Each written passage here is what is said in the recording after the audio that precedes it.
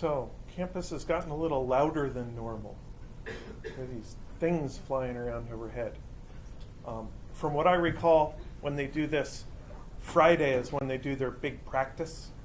So they'll really be flying around, and if you can see out toward the base, you'll see them doing their flips and interactions and stuff like that. And then the actual air show is Saturday and Sunday. So it's a fun time to be in town.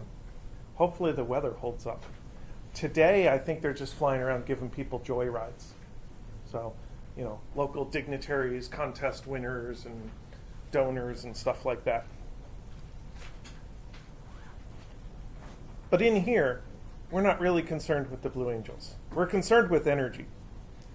And I cooked up a few examples of energy that we can use to try to figure out how all of this is supposed to work. So first,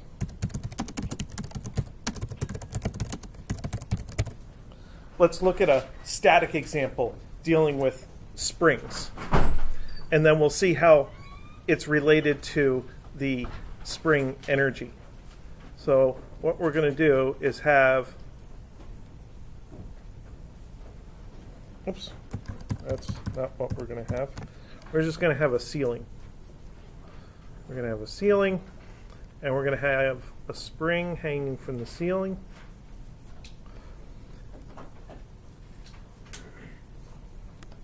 And the bottom of the spring, where it wants to be, is going to be marked. And let's call this K equals 12 newtons per meter spring. And then what I want to do is I want to hang a mass on the end of a spring. Now, springs are stretchy. Two things about springs: they're stretchy and they're boingy. These are the technical terms. Well, not really, but they're good terms for them. So if I hang something from the spring, it's going to stretch out the spring a little bit. So when I go and hang my object from the spring, I'm going to draw it down here a little bit. And then my spring is now 1, 2, 3, 4, 5, that far. And there's some distance here, x sub s. And let's call this m is equal to 250 grams. So in this static situation, you hang something from the spring, and then you work really hard to make it stop moving. Get rid of the boingy part. Just get it to sit there. The force diagram for our object should look like the force of gravity and the force of the spring. And if it's stationary, those two forces must be equal to each other. So let's calculate the force of gravity. So that is our 0.25 kilograms. This week's lab especially reminds you of the difference between grams and kilograms, because in the circular motion lab this week, the mass is, 39 grams, but it's 0.039 kilograms. And that has to get multiplied by 9.8 newtons per kilogram to give us a force of 2.45 newtons. Now, the force of gravity is a nice, straightforward kind of calculation that's a recipe-based calculation. With the force of the spring, we have to use it to solve for something. Force of the spring is equal to minus k x of the spring. So now we got to kind of plug in things that we know and solve for what we don't know. So the force of the spring is going to be the same, 2.45 newtons is minus, the k is 12 newtons per meter times x of the spring. So in the spring equation, we kind of know 2 out of the 3 things, so we can solve for the last thing, and we can get x of the spring is negative 2.45 over 12 is negative 0.204 meters. So that tells us that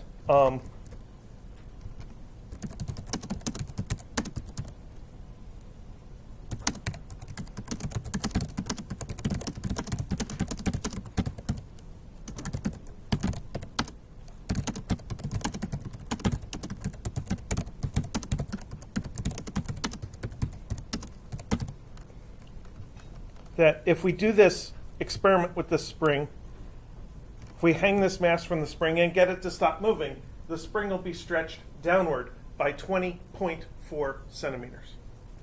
So as it turns out, I have a simulation that exactly corresponds to this. So we're going to look up masses and springs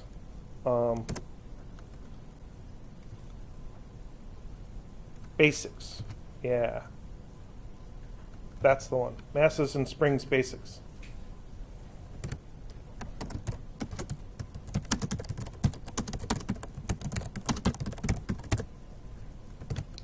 And we're going to go over to the lab section here. I don't think I pulled up the lab section when you were here on Tuesday, did I? I don't think so. Okay, so I'm going to set my spring strength to large, and we'll put the unstretched length there. So it drew a tiny little dashed line right at the bottom of the spring. And then I'm going to grab my mass here, and I'm going to make my mass 250 grams. There we go. And I'm going to hang this on the end of the spring. And when you let go of it, it's going to boing all over the place. And you can try to make it stop, and eventually you can make it stop. Fortunately, it gives me a little button to make it stop. And if it's moving, like if I just let it go there and I hit stop, it goes back to like where it wants to be. So it's in equilibrium right now. And now I can mark the resting position and bring a ruler out here, and we can see that this spring is stretched by, this is the 20 mark, so there's 10 and 20. It's like between 20 and 21 centimeters. This is a centimeter ruler.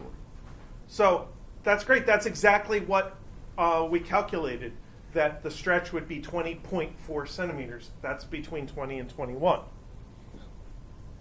Now, the reason I wanted to bring this simulation up is I want to propose something. What happens if I pull this spring down a little bit and let go?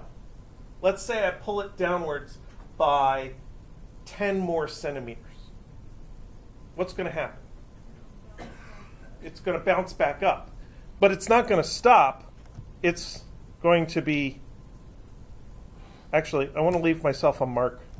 Let's put a movable line in here. It lets me drag this one down. So I'm going to put this line at 30.4 centimeters, drag it down to that line, and let go. And it's just going to bounce up and down and up and down and up and down, and it's going to keep going. So here's what I want to figure out.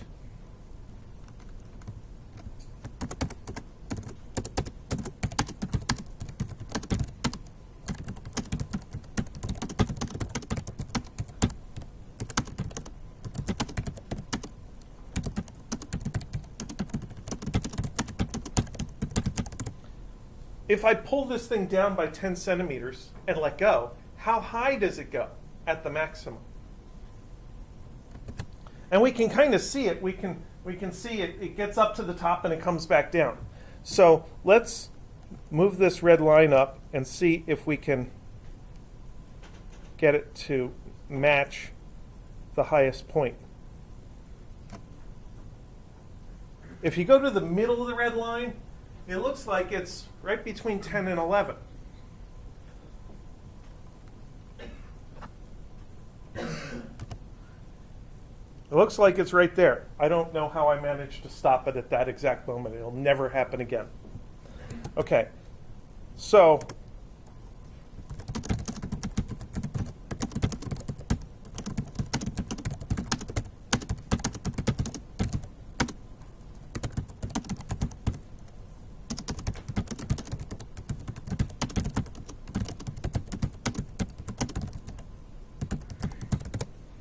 So by the simulation, it looks like if we pull it 10 centimeters down, it goes 10 centimeters above the middle.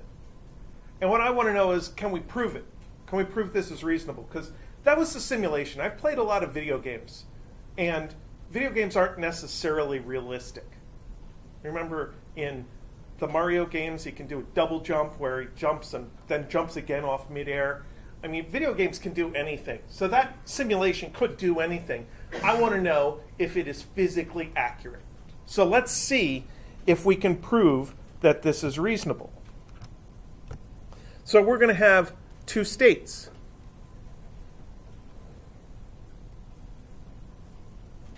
We're going to have an initial state and a final state.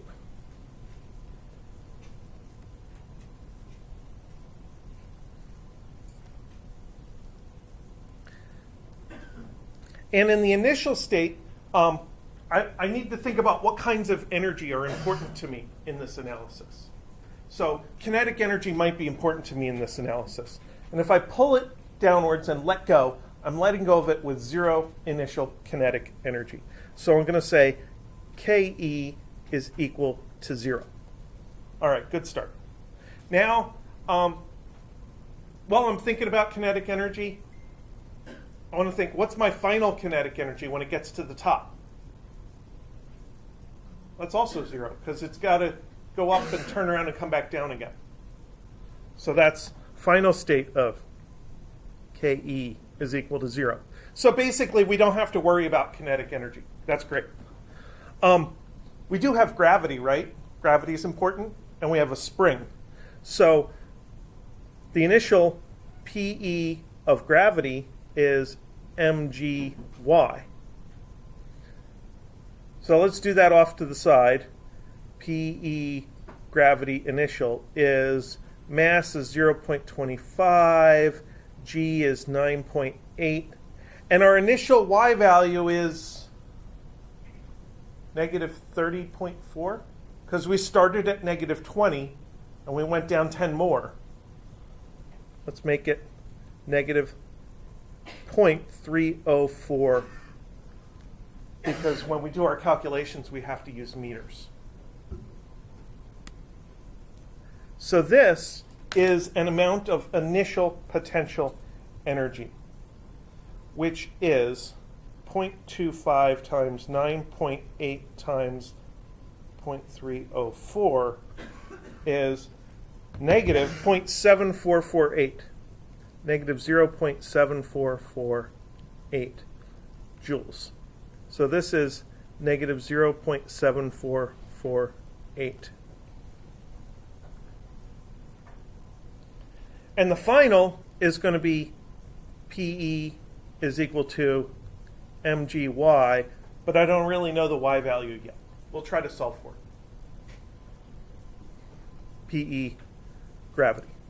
Now we have our Pe of the spring. Let's just write it over here. Pe of the spring is 1/2 kxs squared. So we can calculate that. Pe spring initial is equal to 1/2. What's our k value for our spring? That was 12. And then our x value is negative 0.304. And we have to square it because that's part of the spring energy formula. Okay, so now we have that. So 0.5 times 12 times 0.304 squared is 0.5545. 0.5545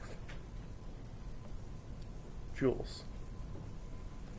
So that's 0.5545.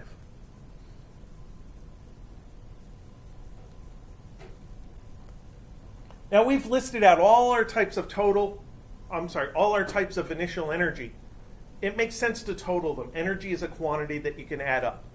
So I'm going to take the previous two answers and add them up. So 0.5545 minus 0.7448 gives me negative 0.1903.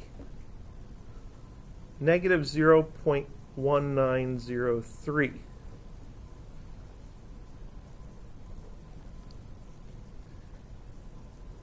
Here's the thing about conservation of energy. If you don't have any way to lose energy, that is, if you don't have any friction, or any way to gain energy, you don't have anybody doing some conscious pulling in there somewhere, then the final energy has to be the exact same amount. So, our equation is our best value for initial energy has to equal our best value for final energy. Negative 0.1903 equals 0.25 times 9.8 times y plus 1/2 times 12 times x spring squared. So there's an equation, and I see two things wrong with this equation. First, it's one equation with two variables.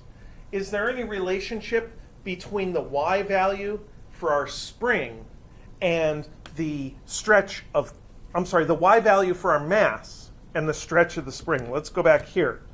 The spring's x spring is measured from the blue line, which means that if we hit the stop button, the spring has a value of 20.4 centimeters, negative 24.4 centimeters. And if I pause this and pull this downwards to the bottom of the motion, to the point where I said I was going to let it go. So I've let it go, but I'm not rolling. So it's not simulating right now. It's frozen. The y value is negative 0.34 centimeters, and the spring's value is 0.304 meters. 30.4 centimeters is 0.304 meters. So it seems to me like these two variables are actually the same thing. So let's call them both x.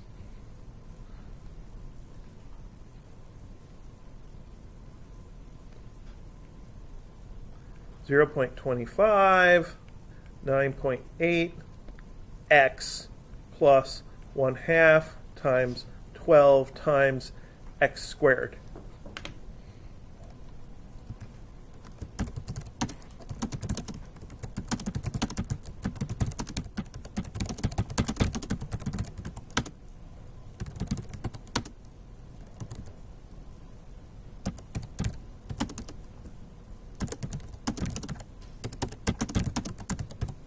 So both of those variables were measured in the same direction from the same point. They're really the same variable.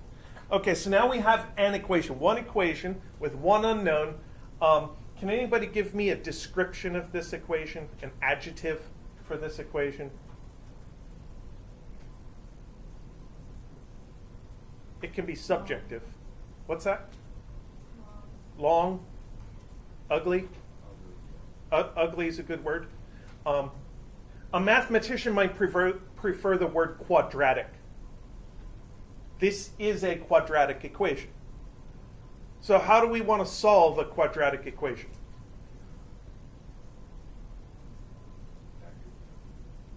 We can't factor it, there's decimals. Yeah. We could use the quadratic formula, but I don't want to. Do you? No, I don't want to do that either. So here's how we're going to solve it. We're going to ask a computer to solve it for us. Your calculator has the ability to solve quadratic equations. So all I have to do is type the equation in. Negative 0.1903 equals 0.25 times 9.8 times x plus 0.5 times 12 times x squared. So we ask Wolfram to solve it. Wolfram echoes back our input to make sure that we didn't mistype it, and it gives us a nice pretty graph of our equation. The left-hand side is the negative 0.1903. The right-hand side is the purple parabola. And the two red dots are the two solutions, where those two things cross, where the left-hand side equals the right-hand side. And if we scroll down more, we see the two solutions are negative 0.304 and negative 0.4104.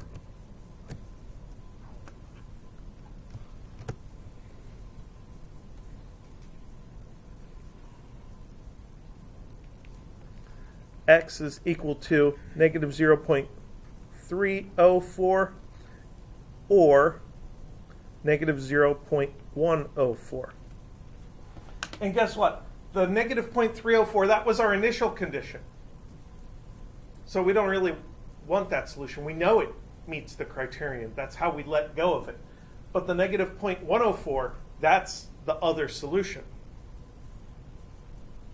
And what do you know? If we go 10 centimeters below the 0.204, it stops again at 10 centimeters above, which is exactly what we observed when we did it.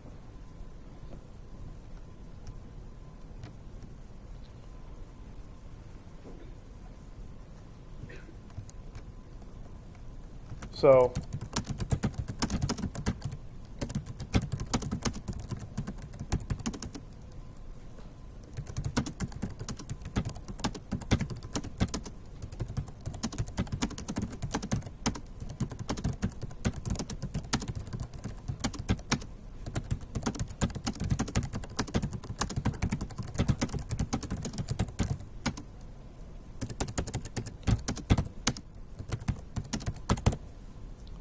So we pulled it to 30.4 and it oscillates back and forth to 10.4. Now in Physics 2, if you have to take Phys1402, we'll actually look at the timing of this and how much time does it take for the mass to go down and back. And we have a lab about this where you actually measure it with capstone and all that kind of stuff. We don't have to worry about that. But I think this is a good example to look at how conservation of energy works. And that's really the most important part of what we did here was we did our conservation of energy here. We said, what kinds of energy do we have? What are their initial values? What are their final values? Take a brief moment to think, is there any reason for the energy to change in between the initial and the final value? Do we have friction or an energy input? No. So the initial energy must equal the final energy.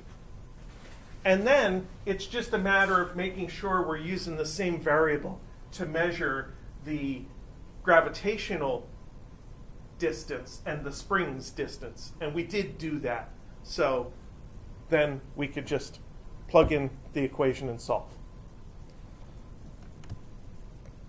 So I think, I like that example. I think it's kind of a cute example. Let's see, what next? I think I put on your homework a half-Atwood machine. Did I put a half-Atwood machine on the homework? Yeah, I think I did. I want to talk about that a little bit. The half-Atwood is a big important example. It is the topic of a lab where we used it to measure kinetic friction. It is the topic of a couple of homework problems and a test question on exam 1. I'd be willing to bet that it's going to be the topic of a test question on the final. Yeah? Oh, it's just a Atwood? Okay. Is there a ramp with friction? It's just a single foot, not an Atwood. Well, an Atwood is two masses hanging from one pulley. Yeah. It doesn't matter whether it's one pulley or two pulleys. It's an Atwood machine if both masses are hanging down. It's a half-Atwood machine if one's hanging down and one's on a table. So let's draw a little table and then a floor. And we're going to have an M1 up on the table and an M2 that's hanging in midair. And of course we have our rope which goes over a pulley. And this time, I'm going to measure or label a height h. And the one more thing we're going to put here is mu.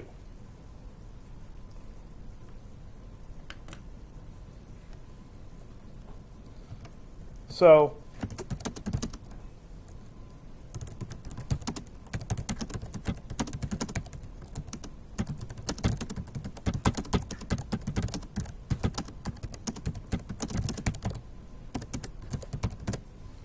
here's the scenario. We release from rest, and we want to know how fast this system is moving at the moment M2 hits the floor.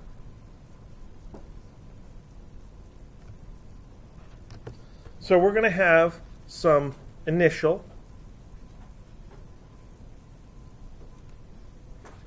and initially we have to think about the kinetic energy. We release from rest, so the initial KE is equal to 0.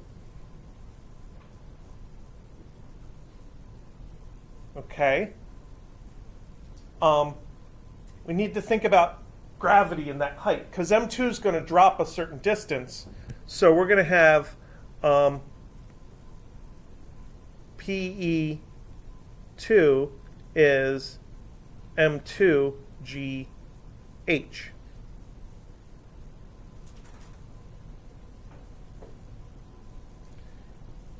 And when it comes down to it, I actually don't care about M1's gravity in this situation. I don't care about the gravity energy of M1 because M1 is not moving up and down. It's not changing its Y value.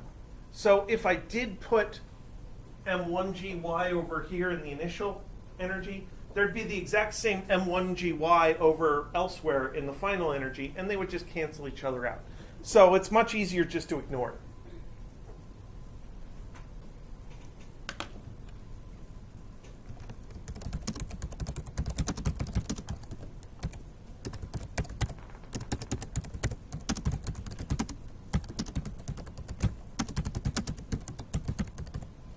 So that's one little side note about my thinking.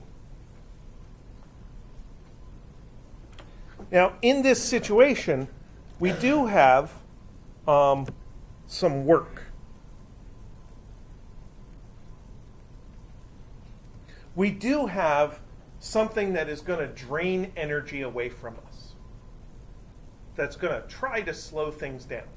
And in this situation, the thing that slows things down is that friction of M1 sliding across the table. So we need to calculate the work due to friction.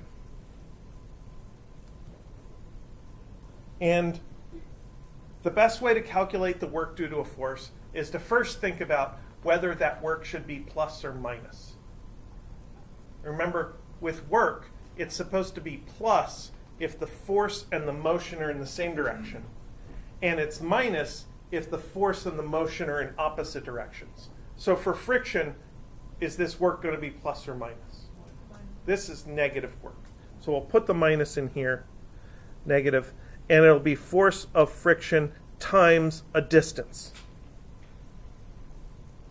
So let's go up here and do some little side calculations. M1, y direction, the force normal minus M1G is equal to 0. M1 is being supported by the table. It feels gravity, and it's not going up and down. There's no y direction motion. So therefore, the normal force is mg. Okay? And then friction, force friction is equal to mu times force normal. So that's mu m1g. So that kind of gives us something we can plug in here. This is minus mu m1g. And now we need the distance m1 travels. How far does m1 travel during this journey? Exactly h, because the two things are going together that way. So this is just h. Okay, so now we've thought about the work. And one thing I'm not concerned about is I'm not concerned about the normal force. And the reason I'm not concerned about the normal force is that M1 moves to the right, but the normal force is up. They're perpendicular to each other. Perpendicular forces don't do work. Only forces that are in the same direction or in opposite directions. There's one more force that I'm leaving out. There's a string there. There's tension. But the string is pulling M1 forward, and the string is holding M2 backward. The energy contribution of the string is nothing. It's actually taking some energy from M2 and passing it up to M1. That's how M1 gets its energy. But as far as an overall energy analysis, it ain't doing anything. So I'm not concerned about the tension. Now I can do my final energy. We have Ke equals two moving objects, not just one, two moving objects. 1/2 m1 v squared plus 1/2 m2 v squared. And to make it one step simpler, I can say 1/2 m1 plus m2 parentheses v squared.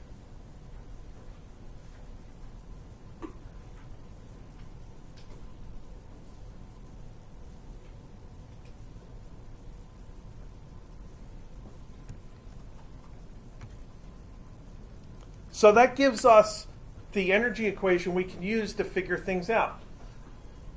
We have our initial energy, and then we add the work, and it's actually subtraction because it's negative. And then that has to equal our final energy. So let's put some numbers on it.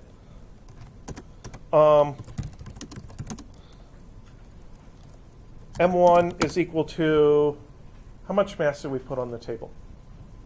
400 grams? 500 grams? 400 grams?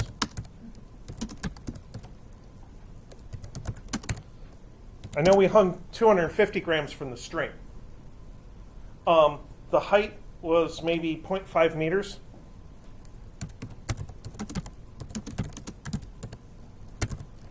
And let's make the mu 0.2. Some people got bigger mu's and some people got smaller mu's. Let's see what the numbers look like.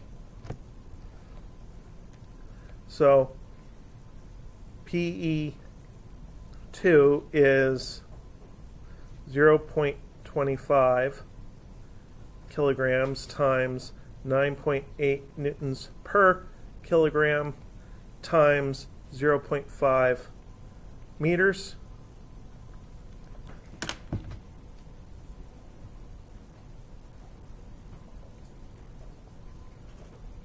Point 0.25 times 9.8 times 0.5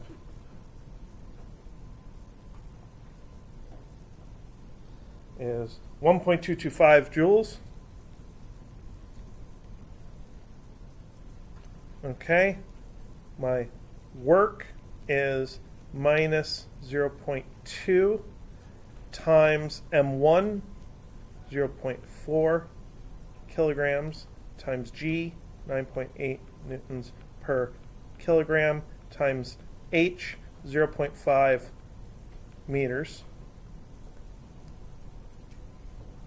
So 0.2 times 0.4 times 9.8 times 0.5 is negative 0.392 joules.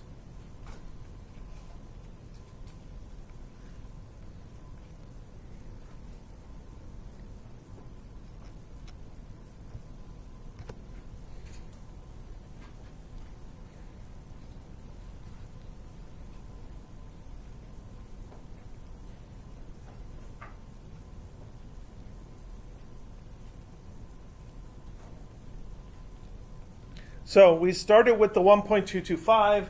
we're losing 0.392 during the process, so I can just subtract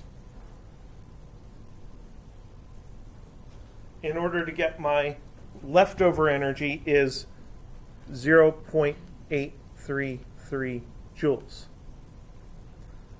And that is my KE equals 1/2 m1 plus m2 v squared. So that's 0.833 equals 1/2 times 0.65 times v squared. So this is the 250 plus the 400 is 650. That's the mass that goes in here for the final kinetic energy. And now we can finally see how fast this thing's going. 2 times 0.833 over 0.65 is v, if we put a square root on it. So square root 2 times 0.833 divided by 0.65 is 1.6.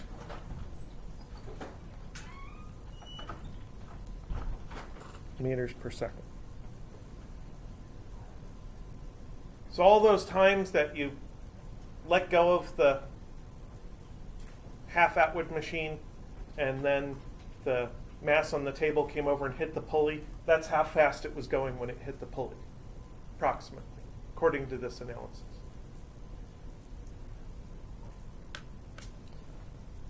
So the key here is to use the work as a way to get from your initial energy to knowing how much final energy you have.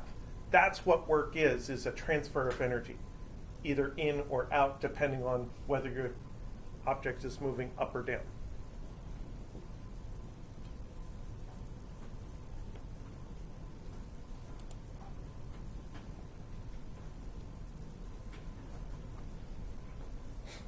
Okay. Any questions about that? Any requests? Because I want to do more examples.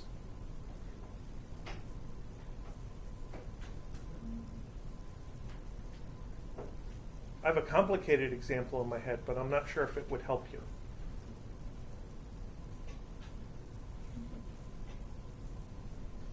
We shouldn't do my complicated example if we don't have to.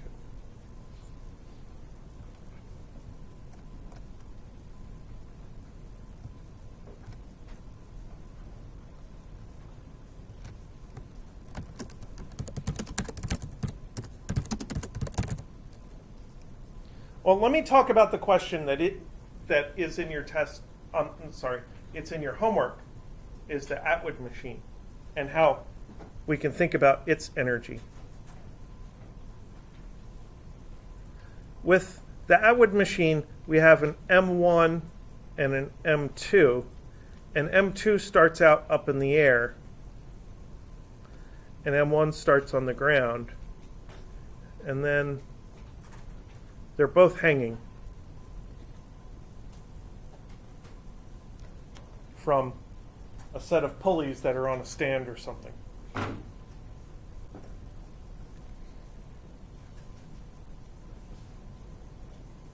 And this is H.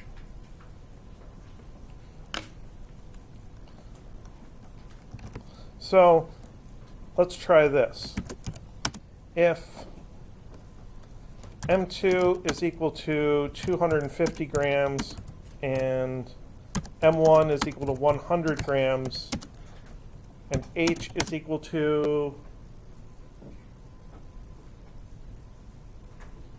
0.3 meters.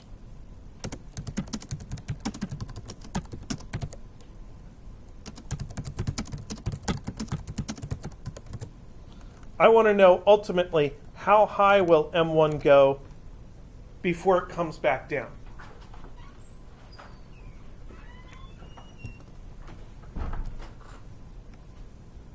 I think this is part of your Atwood machine question at the end. And this is actually two processes. The first is the Atwood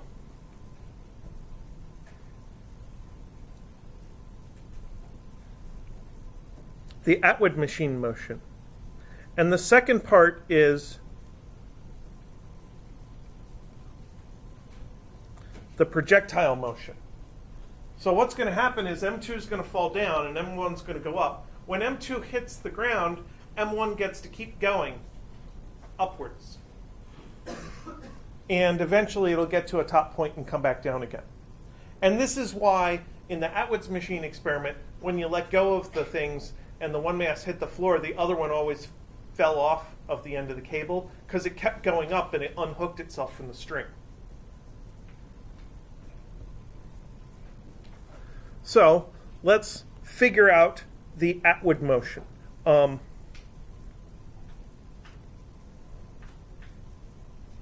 The initial is PE is M2GH. M2 has some height at the beginning, so M2 is the one that's going to have the initial potential energy. So this is 0.25 times 9.8 times 0.3.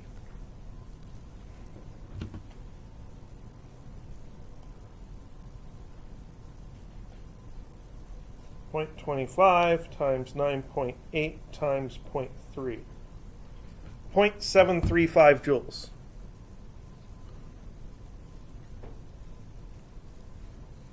And our final is actually slightly more complicated because there is kinetic energy at the end. There is Ke equals 1/2 times M1 plus M2 V squared. There's 1/2 mv squared for M1 because it's moving, 1/2 mv squared for M2 because it's moving. But we don't get to put all 0.735 joules into kinetic energy. That energy's got to be used for something else. M1 doesn't just start moving, M1 also rises. Isn't that a book? M1 also rises?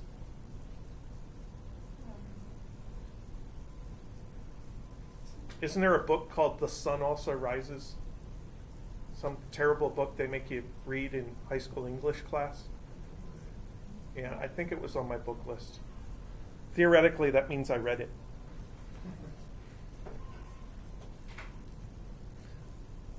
Okay, so we have to figure out the PE is M1's height now, 0.1 times 9.8 times 0.3.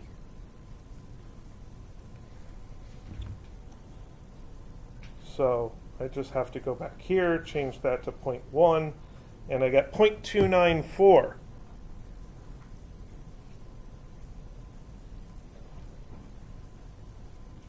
Joules.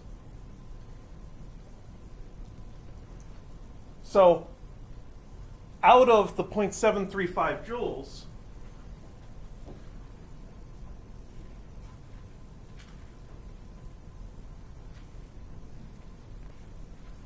that is equal to, part of it is the 0.294 joules, but the rest of it is the 1/2 times 0.35 times V squared.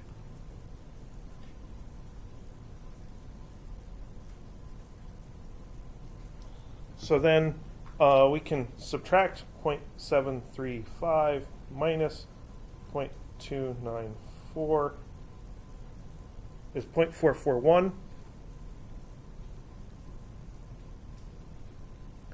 That's our 1/2 times 0.35 times V squared. So this is 2 times 0.441. So to get rid of the 1/2 on this side, we multiply both sides by 2. Don't forget that. A lot of people are still accidentally doing the algebra wrong. And divide by 0.35. That's v squared, so we put it under a square root. Now it's plain v. So square root 2 times 0.441 times divided by 0.35. Close parentheses equals 1.587.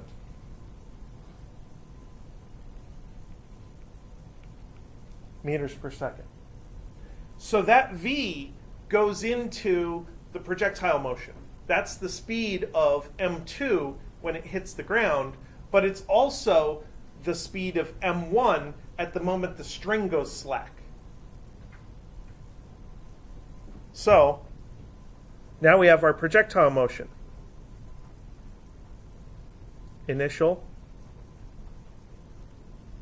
and final.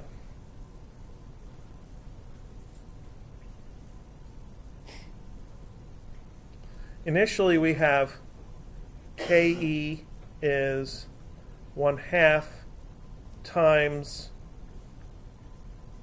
m1 times v squared.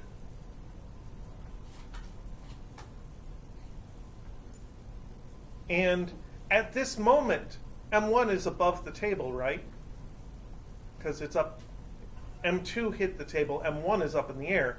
So m1's got some potential energy here. We might as well include that here. PE is equal to m1 GH. So we can add these together. 1/2 times 0.1 times 1.587 squared plus 0.1 times 9.8 times 0.3 .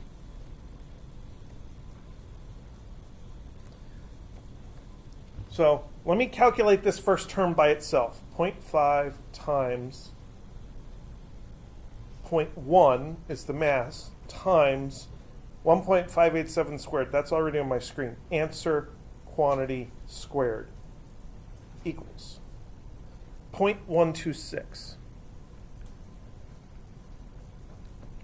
plus this number is my 0.294 plus 0.294 is 0.420 joules.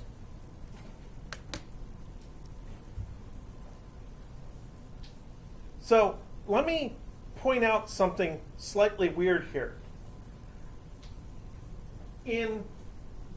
At the end of the first part of the experiment, when the string first goes slack, when M2 first hits the table, we had 441 thousandths of a joule, millijoules.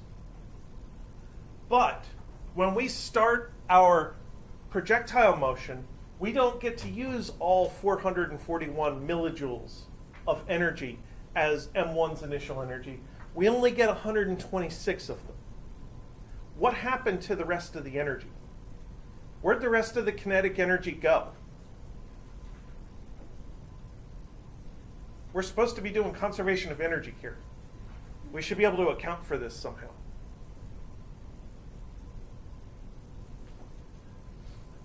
So we had a bunch of kinetic energy to end the first part of the experiment, and we have less kinetic energy to begin the second part. Where'd the energy go?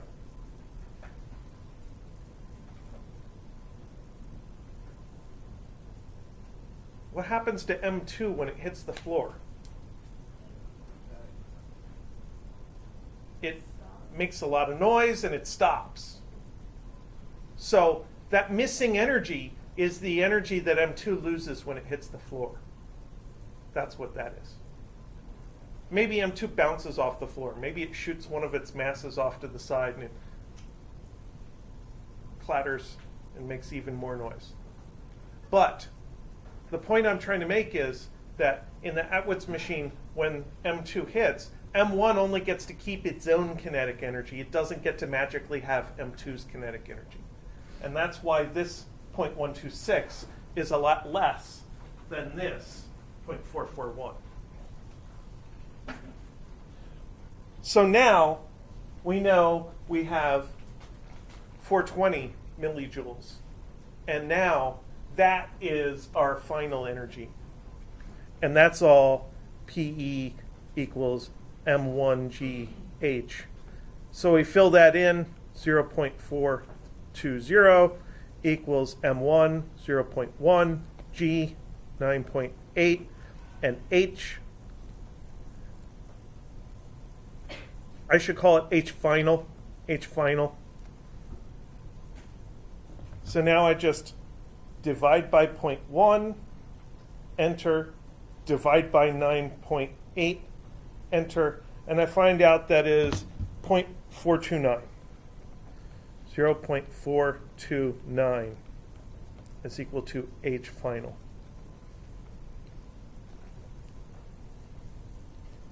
So that tells me how high M1 goes above the table.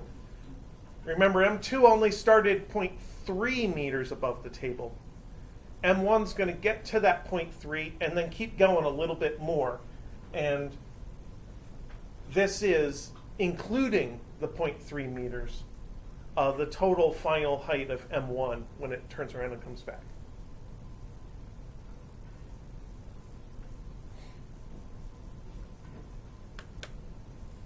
So this was another case where we have a whole bunch of initial energy and a whole bunch of final energy, and we have to find out how to either reconcile the difference. If we have work, like friction, we have to reconcile the difference.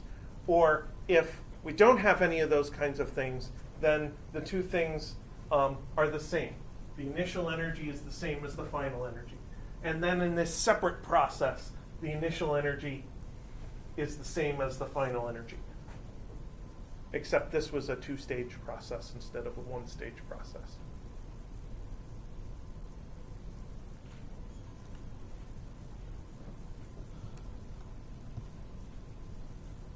Okay. So I had reserved today just to do examples. And I've done like 3 examples. So does anybody have any requests for other things that I could talk about?